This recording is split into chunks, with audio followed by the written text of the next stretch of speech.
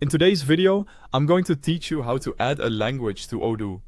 If you want your website to support more than one language, Odoo makes that process very straightforward. In this walkthrough, I'll show you exactly where to go, what to select, and how to confirm that the language has been added successfully on your site. To get started, open the website app from your Odoo dashboard. This is where you'll manage website-related settings, including the languages that are available to visitors. Once you're inside the website app, go to Configuration and then click Settings. This will take you to the main settings page for your website. On the settings page, look for the Languages section under General. This is where Odoo lets you manage the languages used on your website.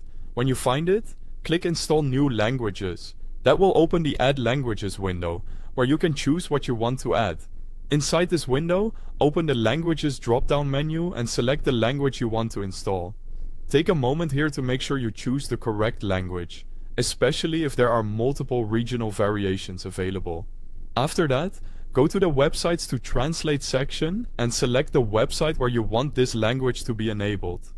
This is especially important if you manage more than one website in the same Odoo environment, because you'll want to apply the language to the right one.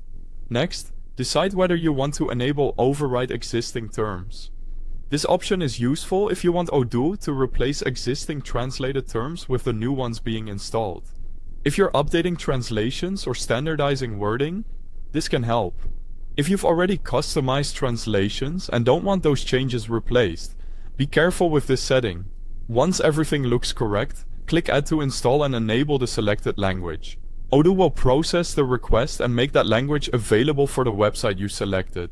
Depending on your setup, this may take just a few moments. After the language has been added, return to your website and look for the language selector. Use it to confirm that the new language now appears as an option. This final check is important, because it verifies that the language was not only installed, but also made available to site visitors. And that's it. You've successfully added a new language to Odoo and enabled it for your website. Thanks for watching.